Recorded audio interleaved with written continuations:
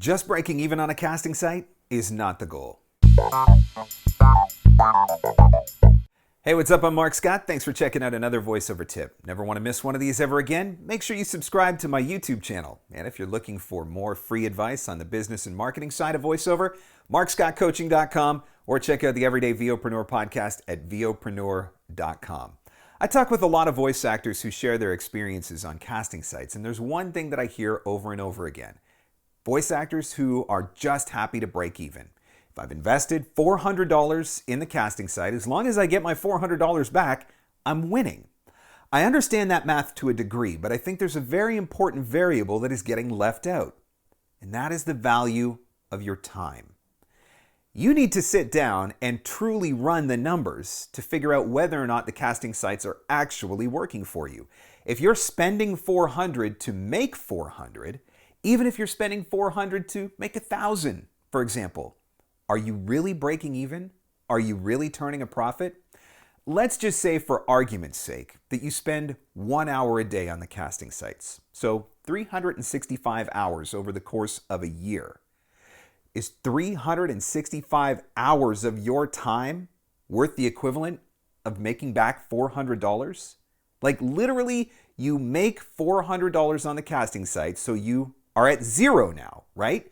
Because you made $400, which paid off your $400, and it took you 365 hours to do it. Is it really worth it? Are you really winning? Are you actually running a profitable business at that point? Absolutely not. And so when it comes to determining whether or not a casting site is working for you, you can't simply look at whether you're breaking even or if you spent $400 and made $1,000. You need to put a value on your time. And I'm pretty sure that your time is worth more than $1 an hour. That's part of understanding how business works and part of making good decisions about how you are going to invest in your business. Not just your dollars, but how you are going to invest your time. Does that mean that you do away with the casting sites entirely? No, that's not what I'm saying, but maybe you have to reevaluate your casting site strategy. Maybe you need to spend a little bit less time on the casting sites and a little bit more time on auditions from other places like your agents or the direct marketing that you're doing. Because you can't just spend $400 to make $400 and assume that you are running a successful business.